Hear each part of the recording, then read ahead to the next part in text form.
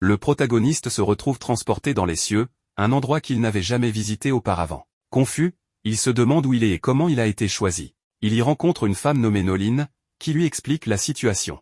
Noline s'excuse et révèle qu'il a été invoqué par erreur, en même temps que d'autres personnes. Il n'était jamais censé faire partie de l'invocation. Noline précise alors que le processus d'invocation sélectionne au hasard des individus de différents mondes. Cependant, lors de cette invocation, il a été accidentellement pris dans le sortilège. Une fois l'erreur réalisée, elle l'a isolé et amené auprès d'elle par des moyens non conventionnels. Noline admet que le sort d'invocation est défectueux et dangereux. Elle explique que les règles de ce monde et celles de la Terre sont très différentes, ce qui engendre des risques importants. L'utilisation abusive de cette magie pourrait menacer la stabilité du royaume connu sous le nom de Milgar. Frustrée, elle révèle que ce sort avait été interdit, mais qu'un pays l'a utilisé imprudemment sous des prétextes fragiles. Elle a essayé de l'arrêter, mais sans succès.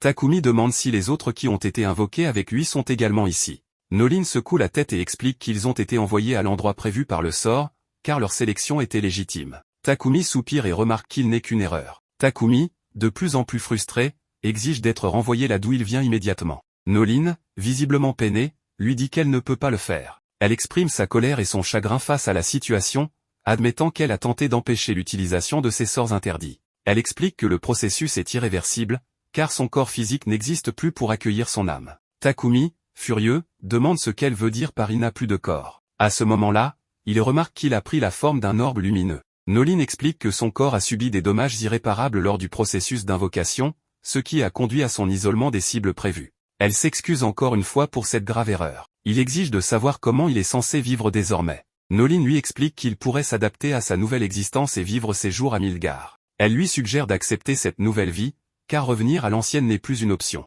Takumi demande s'il est possible d'être invoqué dans la cité sainte de Sidonia.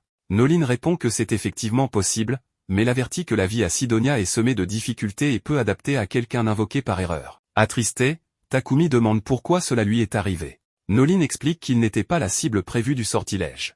Voulant se racheter, Noline lui propose une solution. Elle lui dit que, comme c'était son erreur, elle n'a pas pu se pardonner. Pour compenser, elle propose de l'envoyer dans un nouvel endroit, avec un nouveau corps, et de lui accorder sa bénédiction. Intrigué, Takumi demande quel type de bénédiction elle compte lui offrir. Noline explique que c'est similaire aux bénédictions que l'on trouve dans les jeux vidéo et les animés japonais. Elle suggère de l'envoyer dans un monde ressemblant à ces univers. Elle lui demande ce qu'il en pense. Takumi hésite et avoue qu'il est terrifié. Noline le rassure et lui dit simplement de prononcer le mot statut s'il veut continuer. Takumi, à contre-cœur, prononce le mot, et un écran apparaît devant lui, affichant son nom, sa profession et son âge. Il remarque que sa profession est vide et dit à Noline qu'il veut que son ancien métier y soit inscrit. Noline minimise l'importance du passé de Takumi et explique que le monde où il sera envoyé n'a pas de profession conventionnelle. Elle affiche ensuite une liste de métiers parmi lesquels il peut choisir, incluant des rôles de guerrier, des rôles non combattants et même des spécialistes en chimie, ainsi que d'autres professions uniques. Takumi lui indique qu'il ne veut pas être impliqué dans des combats ou des ennuis et préfère un métier lié à la production.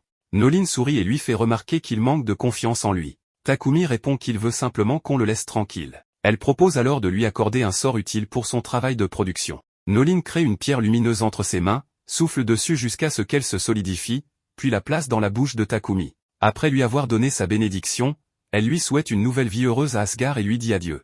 Takumi se réveille, allongé sur le sol, désorienté. En regardant son reflet dans une flaque d'eau, il réalise que son apparence a complètement changé. Curieux, il ouvre le sac qu'il a trouvé à ses côtés, découvrant des pièces, de la nourriture et un couteau. En réfléchissant à haute voix, il note que révéler son lien avec les dieux pourrait causer des problèmes et décide de garder cela secret. Déterminé à tester sa nouvelle magie, Takumi commence par utiliser des sorts d'eau, puis passe à la magie de l'air, tranchant plusieurs herbes. Enfin, il utilise la magie de la terre pour projeter des pierres sur les arbres. Enchanté par ses capacités, il continue à explorer et tombe sur un morceau rare de bois. Grâce à ses sens améliorés, il identifie le matériau comme étant précieux et capable d'être transformé en lance. À l'aide de son couteau, il le façonne habilement en une grande lance.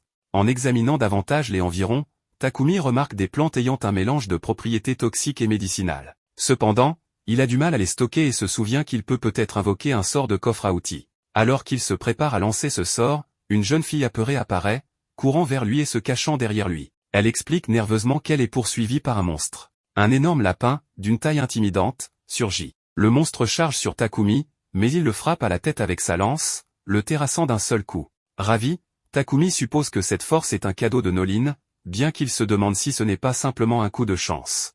Le système lui indique qu'il est devenu un guerrier, mais Takumi rejette cela, affirmant qu'il n'a aucun intérêt à être un combattant. Se tournant vers la fille, il vérifie qu'elle n'est pas blessée et lui demande pourquoi elle s'est aventurée dans une zone si dangereuse. Elle explique qu'elle est venue récolter des herbes pour faire des médicaments et mentionne qu'elle vient du village de Borde. Takumi demande s'il peut l'accompagner jusqu'au village, ce qu'elle accepte avec joie. Reconnaissant, Takumi lui dit qu'elle est sa sauveuse, car il n'avait aucune idée d'où se trouvait le village et était sur le point de camper à proximité. La fille remarque le lapin mort et demande s'ils vont le laisser sur place, mentionnant que sa viande est délicieuse. Surpris, Takumi stocke le lapin dans son coffre à outils, ce qui étonne la jeune fille. Elle s'exclame qu'il est incroyable. Elle se présente ensuite sous le nom de Molly, et tous deux se mettent en route pour Borde. La scène se déplace ensuite vers l'empire de Sidonia, où 3 étudiants, dont une jeune fille nommée Akane, se sont rassemblés. Ils se demandent pourquoi ils ont été convoqués en ces lieux. Une princesse nommée Elisabeth, qui supervise la région, s'approche d'eux. Elisabeth explique qu'ils ont été choisis pour leurs pouvoirs extraordinaires, qui doivent être utilisés pour sauver le monde. Cependant, Akane ressent quelque chose d'inquiétant. Elle se rend compte qu'Elisabeth n'est pas aussi bienveillante qu'elle le prétend. Convaincue qu'Elisabeth représente un danger, Akane décide qu'elle ne peut en aucun cas lui faire confiance. De retour au village, Takumi est chaleureusement accueilli par le père de Molly, Banga, qui lui exprime sa gratitude pour avoir sauvé sa fille. Takumi demande s'il peut rester un moment au village, et Banga accepte avec plaisir. Il explique à Takumi que les terres ici regorgent d'herbes médicinales parfaites pour fabriquer des remèdes. L'ami de Banga, Bobon, ajoute que le village dispose également d'installations pour l'artisanat, ce qui réjouit Takumi, qui préfère ce genre d'activité. Banga informe Takumi qu'il n'y a pas de logement disponible dans le village pour l'instant, mais promet de lui en construire un. Bobon rassemble rapidement un groupe de travailleurs, et ils se dirigent vers un terrain vide. Banga s'excuse, disant que c'est tout ce qu'ils peuvent offrir pour le moment. Takumi les rassure en disant que c'est parfait et commence à utiliser sa magie pour préparer le terrain à la construction. Tout le monde est impressionné lorsqu'il crée une fondation solide, mais cet effort laisse Takumi épuisé à cause d'une surutilisation de son mana. Inquiet, Bobon lui demande s'il va bien et s'il peut vraiment utiliser la magie. Takumi répond que c'est inhabituel ici. L'ami de Bobon intervient en disant que pas du tout, tu es impressionnant tel que tu es. Ensemble, ils continuent à construire une grande maison. Takumi réfléchit à sa nouvelle vie et remarque la chance qu'il a d'avoir des compétences en menuiserie et en forge, qui l'aident à meubler la maison. Cependant, il décide qu'il est temps de changer de profession et choisit de devenir alchimiste et forgeron. Avec beaucoup de cuivre et de fer à sa disposition, Takumi expérimente ses capacités. Grâce à sa magie, il transforme avec succès du fer brut en lingots de métal solide sans utiliser de fourneau. Émerveillé par ce succès initial, il continue à raffiner les matériaux restants. Pendant ce temps, Molly rend visite à Takumi et frappe à sa porte. Ne recevant pas de réponse, elle l'ouvre et trouve Takumi effondré sur le sol. Alarmée, elle crie à l'aide. Takumi reprend conscience et explique qu'il s'est surmené en utilisant trop de mana, ce qui lui a causé des nausées. Martha, la mère de Molly, le réprimande pour ne pas avoir pris soin de sa santé. Banga donne à Takumi une boisson énergétique pour restaurer son mana. Se sentant revigoré, Takumi reprend son travail, fabriquant divers lingots et même des objets ménagers tels que des ustensiles et des outils. Plus tard, il rejoint Bobon dans la fabrication d'armes et utilise sa magie de feu pour forger une nouvelle pièce. Bobon est stupéfait et déclare que c'est la meilleure création qu'il ait jamais vue. Takumi demande à Banga des potions de guérison pour essayer d'en fabriquer lui-même. En tentant de les reproduire, il remarque que ces potions diffèrent en couleur et manquent de puissance. Déterminé à perfectionner ses compétences, il s'aventure dans la forêt pour goûter diverses herbes. Malheureusement, l'une d'elles se révèle toxique, provoquant une douleur intense. Utilisant un sort de guérison, il parvient à soulager la plupart de la douleur mais reste faible, peinant à se tenir debout. Alors qu'il récupère, une créature massive connue sous le nom de sanglier blindé apparaît derrière lui. Serrant fermement sa lance, Takumi se prépare à se défendre. Le sanglier charge, et Takumi lui lance un couteau, mais l'attaque échoue. Le sanglier continue à avancer, forçant Takumi à attaquer de nouveau avec sa lance. Cependant, la peau dure du sanglier rend la lance inefficace, et elle se casse sous la pression.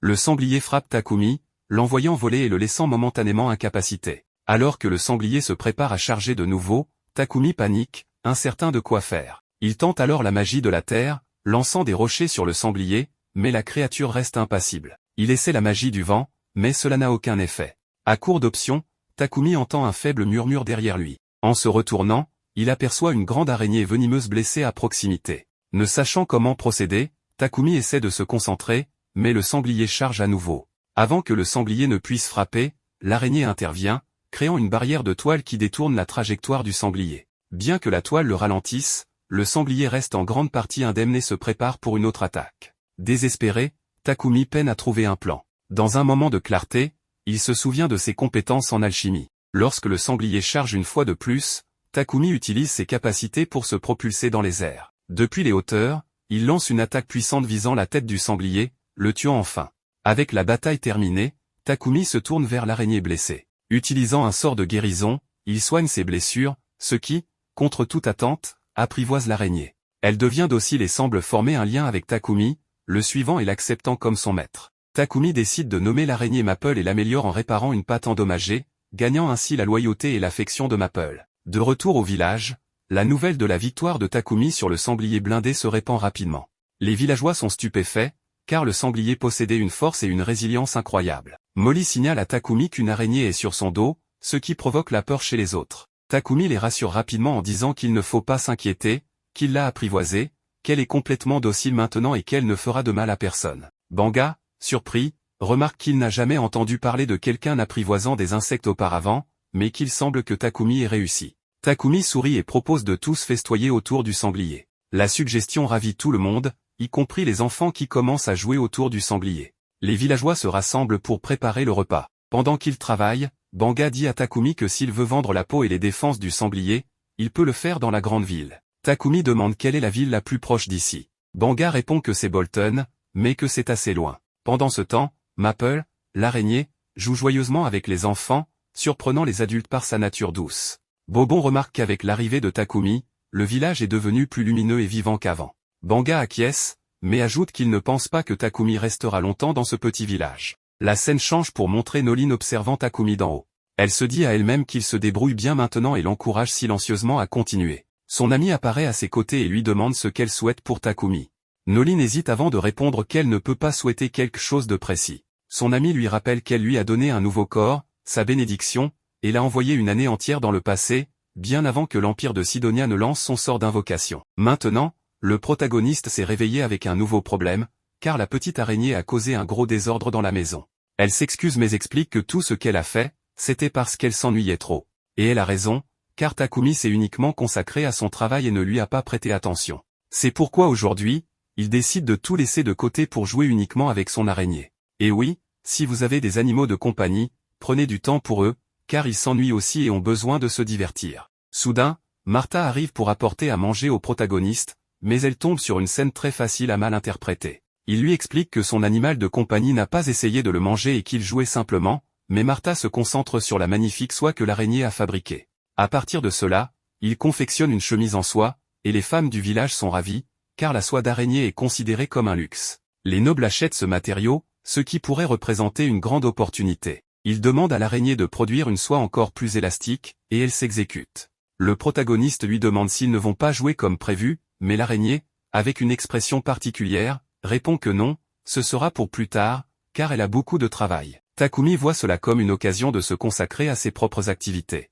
En ce moment, il envisage de déménager dans une plus grande ville pour étudier l'alchimie, mais il ne sait pas comment annoncer cette décision aux habitants du village. Plus tard, on lui donne de l'équipement pour que son voyage dans la forêt ne soit pas dangereux. En réalité, tout le monde sait déjà que Takumi prévoit de partir. La semaine prochaine, un marchand de Bolton arrivera, et ils lui demanderont de permettre au protagoniste de voyager avec lui dans sa charrette. Ensuite, Takumi rencontre à nouveau Martha, qui va jeter les entrailles d'un lapin cornu, car elles sont souvent infestées de parasites et causent de nombreuses maladies. Comme le village ne dispose pas des moyens pour les purifier, ils n'ont pas d'autre choix que de les jeter. Takumi demande la permission et procède à leur purification grâce à sa magie de lumière, ce qui impressionne Martha.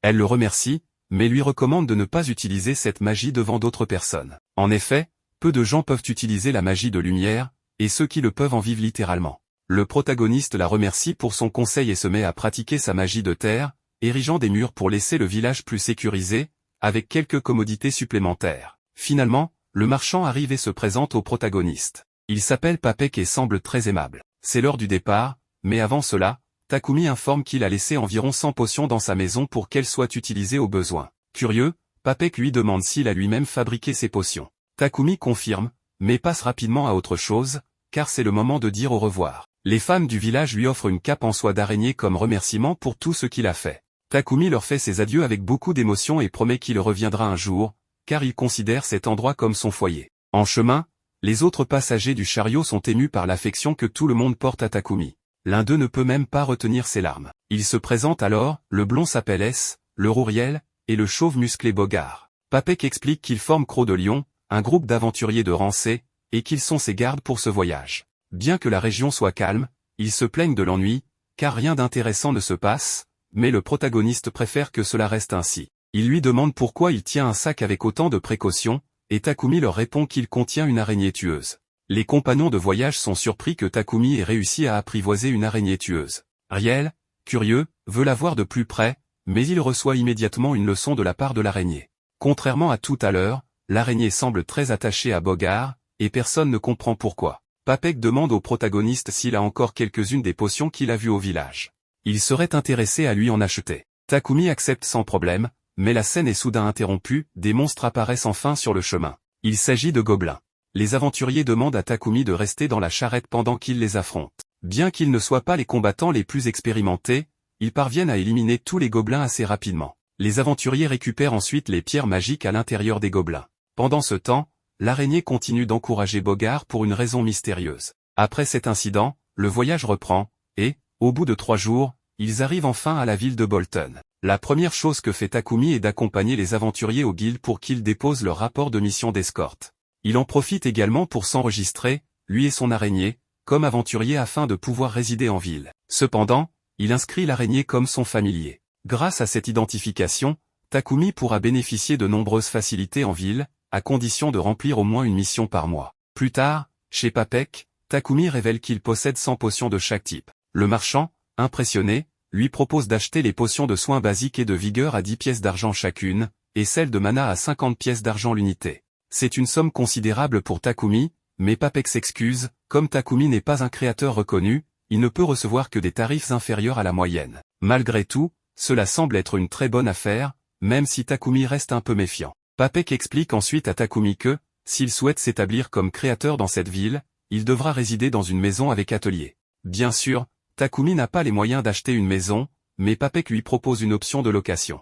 Son assistant, Thomas, l'emmène visiter un logement. À sa grande surprise, il s'agit d'un véritable manoir, disponible pour un loyer de 1 pièce d'or et 50 pièces d'argent par mois. Ce prix est relativement abordable, compte tenu du fait que Takumi pourrait gagner beaucoup d'argent grâce à ses créations. L'araignée se réveille et demande où ils se trouvent. Takumi lui répond qu'ils sont dans leur nouvelle maison. Il décide alors de s'installer ici. En parcourant la ville, Thomas lui explique que les démarches administratives seront finalisées le lendemain. Cependant, Takumi remarque une forte odeur désagréable dans certains quartiers. Thomas lui explique que cela provient des égouts, qui ne sont malheureusement pas purifiés, car les outils de purification sont rares et coûteux. Bien que des prêtres soient parfois engagés pour purifier les canalisations, cela n'empêche pas les mauvaises odeurs de persister dans certaines zones. Plus tard, Takumi commence à s'installer dans sa nouvelle maison. Il achète de l'argile chez Papek, la façonne, puis utilise sa magie pour la chauffer et créer des objets. Cette activité fait progresser ses compétences magiques, bien qu'elle consomme énormément d'énergie. Mais ses efforts sont récompensés, il réussit à aménager un bain moderne, dont il est très fier. Alors qu'il se détend, Takumi entend soudain un cri à l'extérieur. Il sort et découvre que son araignée a enveloppé Papek dans de la soie. Elle dit qu'elle le reçoit, mais Takumi la gronde en expliquant que cela ne faisait plaisir qu'aux enfants du village. Cependant, Papek ne semble ni effrayé ni contrarié. Au contraire, il est si détendu par la douceur de la soie qu'il déclare vouloir dormir pendant plusieurs jours. Takumi et l'araignée s'excusent auprès de lui, mais le vieil homme le rassure que ce n'est rien, qu'il a juste été surpris et qu'en réalité, l'expérience était très agréable. Papek exprime ensuite son envie d'aller aux toilettes. Takumi lui propose immédiatement d'utiliser son propre bain.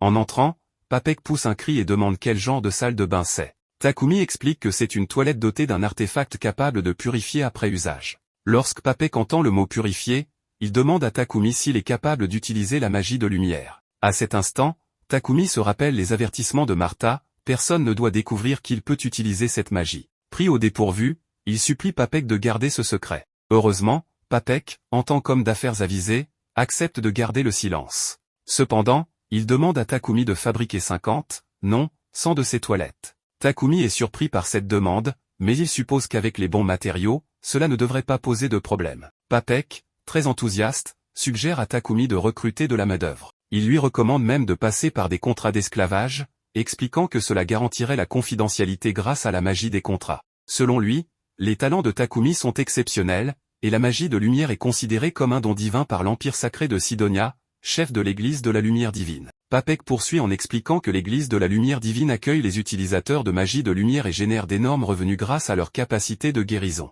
Ainsi, elle ne verrait probablement pas d'un bon œil que des toilettes utilisant la magie purificatrice se répandent partout. Conscient des risques, Takumi se demande si produire ces toilettes est réellement une bonne idée. Mais Papek lui assure qu'il a déjà un plan pour obtenir le soutien nécessaire et rendre le projet sûr. Papek insiste à nouveau sur l'importance de recruter au moins un esclave pour ce projet, mais Takumi refuse catégoriquement. Il n'aime pas le concept et préfère travailler seul, même si cela demande plus d'efforts. Papek n'est pas d'accord avec cette décision, mais la discussion est interrompue lorsque la carte de guilde de Takumi commence à briller. En la vérifiant, il découvre une lettre indiquant qu'il doit remplir des commandes selon son niveau avant une certaine date, dans un délai d'1 mois. Cela signifie que Takumi aura besoin d'aide pour gérer son temps. Papek l'emmène alors à la compagnie Mulan, connue comme la meilleure entreprise de serviteurs sous contrat de la ville. Bien que Takumi n'aime pas utiliser ce terme, il accepte de voir ce que propose Papek. Pendant que ce dernier s'occupe de quelques affaires, Takumi se rend dans le jardin et y rencontre une femme intrigante. Cependant, contre toute attente, elle lui ordonne brusquement de partir immédiatement. Le protagoniste entre et rencontre une femme appelée Mulan, la propriétaire de l'entreprise. Le narrateur lui mentionne qu'il est venu chercher des esclaves, mais il exprime ses réticences à propos de ce type de contrat. Mulan trouve tout cela très étrange et lui explique que ce n'est pas aussi mauvais que cela en a l'air. En réalité, les serviteurs ont certains droits, comme le logement, la nourriture, les vêtements et la sécurité. Cependant, ils n'ont pas le droit de rompre leur contrat ou de divulguer des informations sur leur maître. Takumi est surpris, car ce système semble moins cruel que ce qui existait dans notre monde il y a quelques siècles. Mulan lui explique qu'il existe plusieurs types de contrats, ceux des personnes ayant contracté une dette, qui doivent travailler jusqu'à son remboursement, ceux des criminels qui travaillent pour se réinsérer dans la société, ceux des prisonniers de guerre qui travaillent pour gagner leur vie, et ceux des individus contraints par des bandits à signer des contrats, un cas qui ressemble le plus à notre monde. Mulan demande pourquoi le protagoniste veut un serviteur. Papek lui répond qu'il vit seul et qu'il a beaucoup de travail à gérer. En tant que créateur, il a besoin de quelqu'un pour le protéger lorsqu'il collecte des minéraux, mais aussi pour faire le ménage et d'autres tâches similaires. Mulan comprend qu'il veut 2 serviteurs, alors elle lui présente une première candidate, Maria. Maria est une jeune fille en détresse, enlevée par des brigands, sans personne pour l'aider. Elle est parfaite pour les tâches domestiques comme la lecture, l'écriture et le ménage. Le protagoniste lui explique ce qu'elle devra faire chez lui, comme nettoyer les chambres et les salles de bain. Maria répond qu'elle peut tout gérer sans problème. Cependant, une situation gênante survient lorsque le protagoniste lui dit qu'elle est très jolie et qu'il ne comprend pas pourquoi elle se trouve dans un tel endroit. Maria, visiblement mal à l'aise, insiste sur le fait qu'elle ne s'occupera que des tâches ménagères, rien de plus, et qu'elle n'acceptera pas de l'accompagner dans des situations inappropriées. Le protagoniste s'excuse pour le malentendu et accepte ses conditions. Mulan informe le protagoniste que, pour l'instant, Maria est la seule servante disponible. Maria mentionne une certaine Sophia, mais Mulan la fait taire en disant que cela ne la concerne pas et qu'elle devrait aller se préparer. Le protagoniste, intrigué, demande des informations sur Sophia. Mulan explique que Sophia a plusieurs défauts, elle a été capturée il y a 50 ans lors d'une guerre entre les royaumes de Triaria et Ugur, le royaume des elfes. Sophia n'a jamais signé de contrat en raison de ses blessures. Elle a l'oreille gauche endommagée, des difficultés à bouger son bras droit et sa jambe gauche, et une malédiction qui bloque sa magie spirituelle et élémentaire, ce qui la rend inutile en tant que combattante. Malgré cela, Takumi demande à parler en privé avec Sophia. Elle se montre réticente, affirmant qu'elle ne pourra pas lui être utile. Cependant, Takumi utilise son intuition de niveau 1 et découvre que Sophia est extrêmement puissante malgré ses handicaps. Il réalise que si la malédiction est levée et ses blessures soignées, elle pourrait être une alliée incroyable. Mulan revient et demande s'ils ont pu discuter. Le protagoniste déclare alors qu'il souhaite établir un contrat avec Sophia. Mulan n'en revient pas et demande si le protagoniste souhaite réellement quelqu'un avec si peu de capacité. Takumi répond que oui, il suffit de résoudre les problèmes pour que tout fonctionne. Mulan éclate de rire, trouvant son projet intéressant. Plus tard, il termine le processus administratif, et les 2 filles sont prêtes. Maria remercie le protagoniste d'avoir accepté Sophia. Mulan procède à la création du contrat avec un sort assez étrange, officialisant le tout. Désormais, les 2 filles seront à son service, quoi qu'il arrive. Takumi, un peu gêné, préfère qu'on ne l'appelle pas maître. Mulan est heureuse que Maria et Sophia aient trouvé quelqu'un d'aussi bon. De retour à la maison, la petite araignée du protagoniste l'accueille, effrayant les 2 filles. Il leur explique que c'est son animal de compagnie et leur annonce qu'elles vivront désormais avec lui. Takumi leur montre leurs chambres respectives, car chacune en aura une. Les filles trouvent cela trop luxueux, mais il leur explique que la maison est si grande qu'elles lui rendront service en occupant les pièces. Il ajoute qu'elles auront accès à une baignoire qu'elles pourront utiliser une fois leurs affaires rangées. Sofia propose qu'il utilise la baignoire en premier, mais il précise que l'eau est maintenue propre par un artefact et que cela n'a pas d'importance. Pendant qu'elles se détendent, Maria exprime sa surprise que Mulan ait laissé partir Sofia, car c'est la première fois qu'elle accepte une telle chose. Sofia, en revanche, semble préoccupée. Elle explique avoir remarqué que le contrat ne contient aucune information sur le passé, la famille ou l'identité du protagoniste, ce qui la rend méfiante. Au moment du dîner, Maria est stupéfaite de constater que le protagoniste a déjà tout préparé. Il explique l'avoir fait pour ce premier jour et qu'elle pourra s'occuper des repas à l'avenir. Sofia, cependant, considère qu'il est irrespectueux de manger avec lui à la même table, mais Takumi précise qu'il ne souhaite pas une relation de maître et serviteur, préférant une ambiance plus normale. Il demande également à être appelé par son prénom. Maria accepte facilement, tandis que Sofia reste mal à l'aise, ce qui soulève des questions sur son passé et ses méfiances. Le lendemain, Takumi reçoit un colis demandé précédemment et se voit averti de le manipuler avec précaution. En se promenant en ville, il remarque une église inconnue et décide d'y entrer. Devant l'autel de la déesse Nolin, il s'incline pour la remercier de tout ce qu'elle a fait pour lui. Il se souvient alors qu'elle avait mentionné que l'empire de Sidonia contrôlait la religion, et il s'interroge sur cette déclaration. Soudain, Nolin lui répond. Elle explique que ce monde a deux religions, le créationnisme, qui la vénère, et la lumière divine, qui a inventé une nouvelle déité. L'empire sacré de Sidonia a activement travaillé pour donner de la puissance à cette nouvelle religion et s'oppose directement au créationnisme. Nolin précise qu'elle n'intervient pas dans les affaires humaines, ce qui a permis à Sidonia de recourir à des invocations de personnes d'autres mondes, comme Takumi, bien que cela n'ait pas été son intention initiale. Nolin avertit Takumi que son soutien ne sera pas éternel. Avec le temps, ses réussites faciles diminueront, et il pourrait rencontrer des personnes aux intentions malveillantes. Notre protagoniste réalise que toutes ses rencontres positives jusqu'à présent étaient dues au soutien de la déesse. Elle l'avertit que désormais, tout dépendra de ses propres actions, car l'équilibre s'ajustera selon ses décisions et non grâce à son pouvoir divin. Dans l'empire de Sidonia, le roi s'enquiert de l'entraînement des héros invoqués. On lui rapporte qu'ils progressent bien et, malgré leur confusion initiale, la princesse Elisabeth a su les convaincre de soutenir l'empire. Akira et Yamato, en plein entraînement, peinent face à un adversaire redoutable. Yamato, submergé par le souvenir d'une défaite passée, redouble d'efforts pour ne plus revivre ce sentiment d'échec. Pendant ce temps, un vieil homme encapuchonné demande à Akane, une autre héroïne invoquée, de rejoindre l'entraînement. Elle refuse, déclarant qu'elle n'aime pas la violence. Elisabeth lui explique que ce n'est pas de la violence, mais un moyen de sauver le monde. Akira promet de protéger Akane, mais celle-ci reste méfiante envers la princesse. Revenons à Takumi, il est accueilli comme d'habitude par son araignée. Sofia remarque un colis qu'il manipule rapidement et décide de l'espionner. Elle le voit travailler sur une arme et une potion, mais lorsqu'il mentionne Maria, elle intervient brusquement, l'accusant de comploter contre cette dernière. Dans l'action, elle s'évanouit, épuisée et blessée à la main gauche. Takumi soigne Sofia avec difficulté et, grâce à cet acte, augmente son niveau de magie de lumière. Maria explique que Sofia s'effondre toujours quand elle se surmène, probablement à cause d'une malédiction. Takumi utilise alors une compétence spéciale pour lever cette malédiction, lui permettant de retrouver toute sa force. Plus tard, Sofia se réveille, se sentant étonnamment légère. Maria lui raconte que Takumi l'a soignée, mais Sofia, méfiante, suggère de fuir. Maria lui montre alors son oreille guérie, prouvant que la malédiction est levée et que son pouvoir magique est restauré. Touchée par cette révélation, Sofia va remercier Takumi. Ce dernier lui explique qu'il avait besoin d'un niveau supérieur en magie de lumière pour la soigner, ce qu'il a obtenu en expérimentant sur des blessures. Sofia demande pourquoi il mentionnait Maria, et Takumi explique qu'elle avait jeté des herbes nécessaires à son expérience par erreur. Lorsqu'elle l'interroge sur les risques qu'il a pris, il répond qu'il a tenu une promesse. Émue, Sofia jure fidélité à vie à Takumi, marquant le début d'une relation saine entre eux. Pendant ce temps, la déesse Nolin observe en silence, semblant s'amuser de la situation. Un nouveau jour commence, et Takumi se consacre à l'étude de l'alchimie et d'autres disciplines dans la bibliothèque. Cependant, il est surpris de découvrir qu'il n'y a que 4 livres sur l'alchimie. Il se demande pourquoi cette discipline est devenue si obsolète, malgré sa simplicité.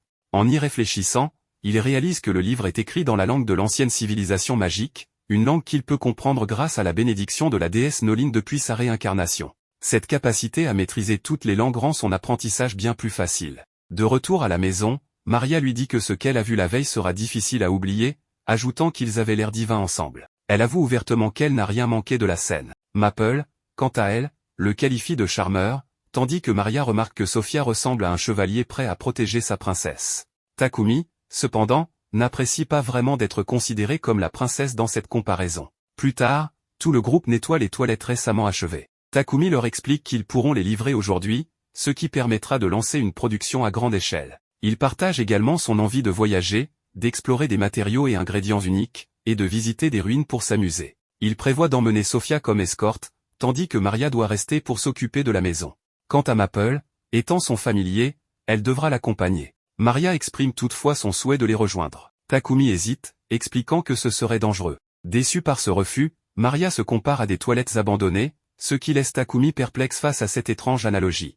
Voyant sa tristesse, il reconsidère sa décision, jugeant qu'il serait plus préoccupant de la laisser seule dans une grande maison. Le regard plein d'espoir de Maria finit par le faire changer d'avis. Pour s'assurer que Maria est apte à voyager, Takumi utilise son pouvoir d'évaluation sur elle et découvre qu'elle est plutôt douée au combat, portant le titre de guerrière. Encore hésitant, Sofia propose de former Maria au combat et à la magie. Avec cet arrangement, Takumi accepte qu'elle se joigne à eux et promet de fabriquer l'équipement nécessaire pour les deux. Sofia demande une épée longue, une lance de 2,5 mètres, un arc long et quelques petits poignards. Maria, se souvenant de son entraînement avec des dagues à la compagnie Mulan, choisit cette arme comme sa préférée. Cependant, Sofia trouve les dagues peu efficaces contre les monstres et suggère que Maria apprenne à manier une lance. Cette nuit-là, Takumi commence à forger leurs armes et armures, utilisant des lingots d'acier magique, car les métaux ordinaires ne sont pas très pratiques dans ce monde. Le lendemain matin, Sofia commence tôt l'entraînement de Maria pendant que Takumi termine les armes demandées. La complexité de la tâche améliore considérablement ses compétences et épuise son mana. La lance de Sofia est ornée d'un motif d'aile, tandis que celle de Maria arbore un motif de flamme. Les deux sont enchantés avec des propriétés d'amélioration des dégâts et de réparation automatique. Les dagues de Maria, conçues pour être attachées à ses cuisses, mettent Takumi mal à l'aise rien qu'en y pensant, tandis que Maria ressent inexplicablement un frisson dans les jambes. Ayant besoin de mesures précises pour leurs équipements mais ne pouvant les demander directement, Takumi utilise son pouvoir d'évaluation pour créer des mannequins des deux jeunes femmes. Bien que pratique, il trouve le résultat quelque peu indécent. Quelques jours plus tard, les filles essaient leurs équipements sur mesure, qui leur vont parfaitement. Impressionnée, Sofia demande à Takumi comment il a pu atteindre une telle précision. Maple commence à mentionner les mannequins, mais Takumi change rapidement de sujet. Les filles testent ensuite leurs armes, confirmant qu'elles sont en parfait état. Takumi leur offre également des anneaux pour activer la magie avant de se rendre à la guilde pour les inscrire comme aventurières. Le réceptionniste leur remet leurs cartes respectives, marquant le début de leur nouvelle aventure. Tout juste au rang H, Takumi explique qu'ils ne prendront que des missions correspondant au niveau des deux jeunes femmes, car il n'a aucun intérêt à grimper les échelons rapidement. À ce moment-là, des aventuriers s'approchent pour flirter avec elles, se vantant de leur propre rang supérieur et insinuant qu'elle ferait mieux de les suivre. Avant que Sofia ne puisse répondre, Takumi s'interpose, bien qu'il ressente une immense peur intérieure. Malgré cela, il prend son courage à deux mains et leur fait savoir qu'ils sont impolis et vulgaires, en plus de ne pas ressembler aux véritables trois de crocs du lion, ce qui énerve leur chef. Furieux, l'un des aventuriers tente de lui donner un coup de poing au visage, mais juste avant l'impact, Takumi transforme son corps en diamant, ce qui fait que le bras de l'agresseur se casse à l'impact. Alors que la situation s'aggrave, un homme intervient pour demander ce qu'il se passe. Hans, un membre du personnel, présente l'homme comme Barak, le maître de la guilde. Après que Hans ait expliqué que Takumi ne faisait que se défendre, Barak demande à Takumi de le suivre pour discuter en privé. Dans la salle, Barak lui demande ce qu'il a fait et promet de garder l'information confidentielle. Avant que Takumi ne réponde, Hans mentionne avoir ressenti des traces de magie et suppose que Takumi a utilisé un sort. Surpris, Takumi réalise que Hans possède un niveau élevé de détection magique. Il explique alors qu'il n'a pas utilisé de magie offensive mais a extrait du charbon de sa boîte d'objets, qu'il a transformé en diamant pour couvrir son corps juste avant l'attaque. Hans révèle que cette transformation relève de l'alchimie, ce qui est la raison pour laquelle Takumi avait voulu rejoindre la guilde des alchimistes. Hans, remarquant la beauté de Sofia et Maria, suggère à Barak de les promouvoir rapidement pour éviter qu'elles ne soient importunées à nouveau. Barak accepte, mais Takumi rappelle qu'elles viennent à peine de s'inscrire. Hans propose alors de leur attribuer des missions spécifiques pour accélérer leur montée en rang. Takumi, Sofia et Maria acceptent cette offre et commencent à travailler. Les trois missions comprennent la chasse aux gobelins, la chasse aux kobolds et la collecte d'herbes médicinales mariles. Grâce à l'organisation méthodique de Maple, qui localise les ennemis, ils accomplissent ces tâches sans problème. Cependant, Takumi remarque qu'il y a trop de monstres pour une zone de ce type. Sofia suppose alors qu'il pourrait y avoir un campement de taille moyenne dirigé par un général gobelin, une créature de rang C. Pour éliminer un tel camp, il faudrait normalement 5 équipes de rang D ou supérieurs. Sofia propose une stratégie, utiliser leur magie combinée pour réduire le nombre de monstres avec une attaque initiale, ce qui rendrait l'affrontement possible. Pendant ce temps, Maple informe Takumi qu'elle est sur le point d'évoluer. Takumi ouvre immédiatement un portail pour qu'elle puisse se reposer dans un espace dimensionnel. Sofia, étonnée, lui demande si c'est une magie d'espace-temps. Takumi confirme, expliquant qu'elle est accessible à partir du niveau 3 de cette magie. Sans Maple, le trio avance prudemment. Sophia fait un repérage et annonce qu'il y a entre 300 et 400 gobelins, mais aucun humain dans les environs. Ils utilisent alors leurs anneaux pour activer leurs sorts offensifs et infligent d'importants dégâts au camp. Malgré cela, Sophia reste sur ses gardes et signale l'approche d'un général gobelin accompagné de chevaliers gobelins. Il se lance immédiatement dans le combat. Takumi, bien que terrifié, est obligé d'affronter l'un des chevaliers. Il utilise une fois de plus son alchimie pour triompher, ce qui fait augmenter son niveau rapidement. De retour à la guilde, il rapporte leur succès à Hans, déposant une montagne de matériaux récoltés devant lui. Impressionné mais nerveux, Hans les emmène voir Barak. En apprenant les détails, Barak est stupéfait, ce qu'ils ont accompli aurait nécessité plusieurs équipes de rendez-vous supérieurs. Malgré cela, il élève la voix pour rappeler à Takumi l'importance de ce qu'ils ont réalisé, insistant sur l'impact de telles missions. Lors d'un affrontement tendu, une main surgit soudainement pour repousser un assaillant, et il s'avère que c'est Maple, fraîchement évoluée. Maria, émerveillée par la beauté de Maple, n'hésite pas à la prendre dans ses bras. Barak, quant à lui, se résigne face à cette situation exceptionnelle. Hans intervient alors pour annoncer les récompenses, Takumi est promu au rang E, tandis que Sophia et Maria passent au rang F. Le lendemain, Maria demande à Takumi des morceaux de tissu pour fabriquer des sous-vêtements pour elle et Sophia. Elle explique qu'elle ne veut pas utiliser la toile de Maple, car sa qualité est trop élevée pour un tel usage. Elle montre ensuite un croquis des sous-vêtements envisagés, ce qui effraie Takumi. Il redessine lui-même un modèle plus modeste et se propose de les fabriquer, incluant un soutien-gorge et une culotte. Maria, surprise mais ravie, le supplie de les réaliser. Pendant ce temps, Maple informe Takumi que Papek est arrivé, mais ce dernier est retrouvé inconscient à l'entrée. Maple explique qu'il s'est évanoui en voyant son évolution. Après s'être remis, Papek informe Takumi que le margrave Godwin, seigneur de Bolton, souhaite le rencontrer, probablement à cause des artefacts purificateurs qu'il a conçus, notamment les toilettes magiques. Takumi se souvient que Papek avait mentionné son soutien en cas de conflit avec l'Empire sacré de Sidonia. Lors de leur rencontre, Godwin exprime son admiration pour les artefacts, soulignant leur potentiel à améliorer l'hygiène et à prévenir les épidémies. Il remercie Takumi pour son invention ainsi que pour l'élimination de la menace Goblin, un acte également apprécié par le commandant local. Cependant, Godwin met en garde Takumi contre Sidonia, qui pourrait prendre des mesures imprévisibles. De retour chez lui, Takumi se consacre à la création des sous-vêtements pour Sophia et Maria. Après plusieurs jours d'efforts, il parvient à les terminer, bien qu'épuisé et ressemblant à un cadavre ambulant en raison de l'énergie magique dépensée. Sans réfléchir, il leur propose de les essayer, mais, réalisant l'implication de sa demande, il change immédiatement d'avis et s'enfuit, gêné. Maria le traite de poule mouillée, ce qui pousse Sophia à la gronder pour son impolitesse, bien qu'elle partage secrètement cet avis en riant.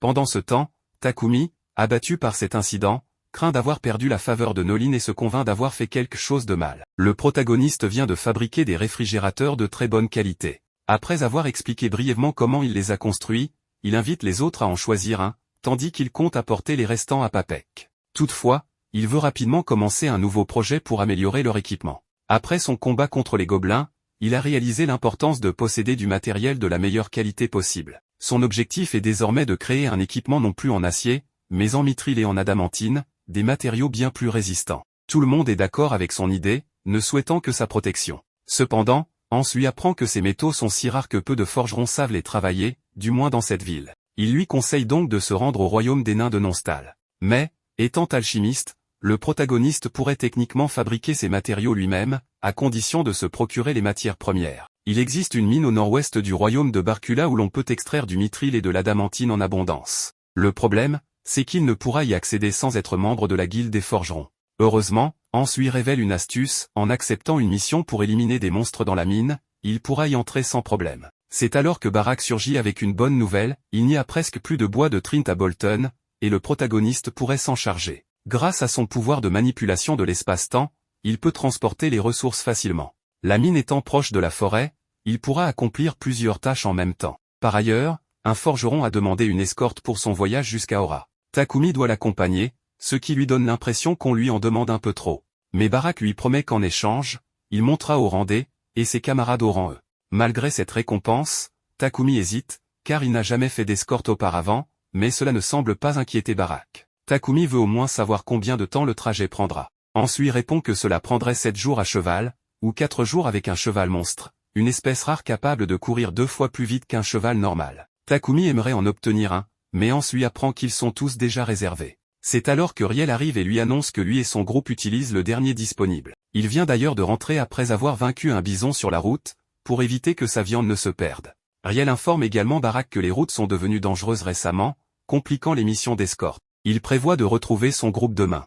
Takumi en profite pour l'inviter chez lui afin qu'il puisse se laver et se reposer, ce que Riel accepte volontiers. Avant cela, Takumi se rend chez Papek. Ce dernier, après avoir appris la mission du protagoniste, lui prête une carriole de sa compagnie ainsi qu'un cheval monstre afin qu'il puisse revenir plus vite. Évidemment, en tant qu'homme d'affaires, il pose une condition, Takumi devra lui vendre en gros une partie des ressources qu'il extraira. Ce dernier accepte sans problème. Papek lui demande également de fabriquer d'autres réfrigérateurs à son retour, appréciant énormément leur efficacité. Pendant ce temps, à la maison, l'elfe commence à s'inquiéter de l'absence prolongée de son maître, car il se fait tard. Takumi, de son côté, rentre en compagnie de Riel, après avoir questionné plusieurs forgerons sur leur capacité à travailler le mithril et l'adamantine, sans succès. Soudain, Riel ressent une présence hostile et se précipite avec Takumi pour l'affronter. Malheureusement, ils ne parviennent pas à l'identifier immédiatement. Peu après, ils découvrent qu'il s'agissait de Sophia, qui a mal interprété la situation. Convaincue que Riel représentait une menace, elle voulait l'éliminer.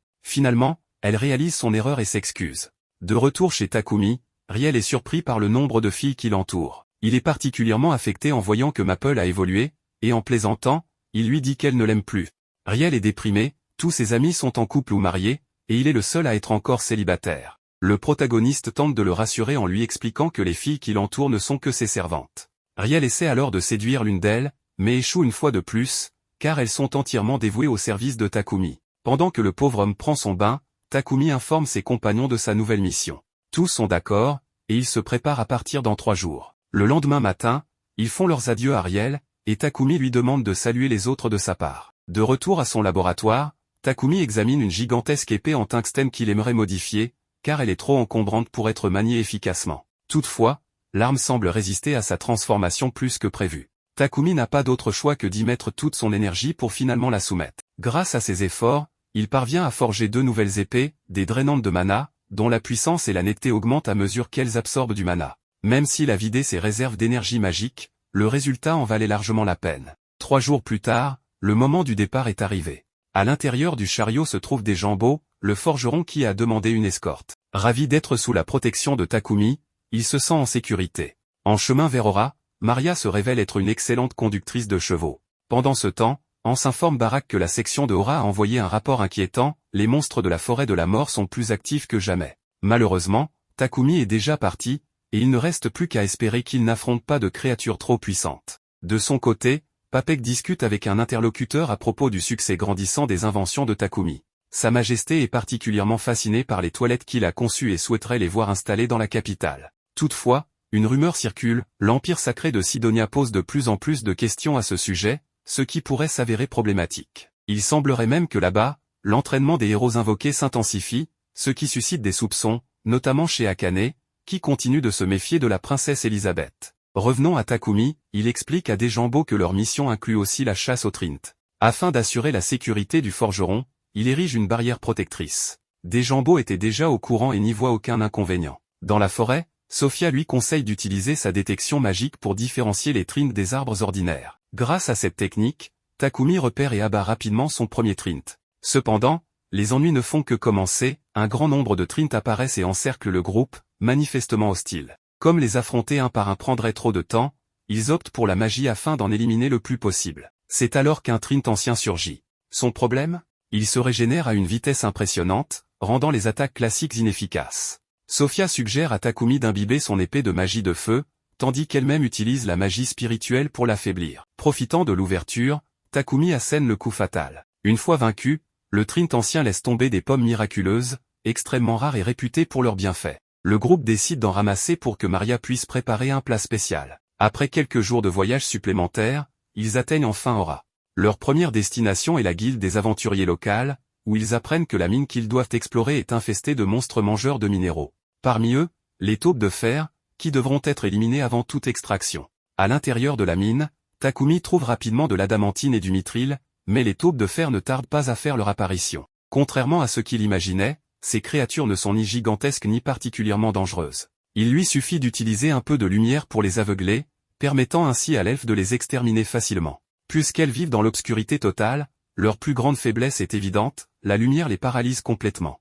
Tous sont impressionnés par la facilité avec laquelle les taupes de fer ont été vaincues. Maria, en revanche, est déçue au point de pleurer, elle espérait participer au combat, mais n'a même pas eu l'occasion de bouger un doigt. Heureusement, tout s'est parfaitement déroulé, et ils sont rentrés sains et saufs. De retour, Takumi se rend à l'atelier de Dejambo afin d'apprendre les bases de la synthèse et de la forge des alliages de mithril et d'adamantine. Fort de ses nouvelles connaissances, il expérimente en combinant du mithril, du fer magique, des écailles de salamandre et des pierres magiques broyées. Le résultat? Une arme courte dotée de l'élément feu. Depuis ce jour, Takumi n'a pas cessé de travailler d'arrache-pied, allant jusqu'à concevoir des armures à partir des minerais qu'il a récoltés. Le résultat est impressionnant, chacune de ses compagnonnes reçoit une armure enchantée avec des effets uniques. L'armure de l'elfe est imprégnée des éléments vent et eau, celle de Maria du feu et de la terre, et la sienne du vent et de la foudre. Grâce à cette dernière, il peut courir à une vitesse fulgurante, bien qu'il doive encore perfectionner sa maîtrise physique. En plus de cela, il offre une lance de vent à Sophia et une lance de feu à Maria.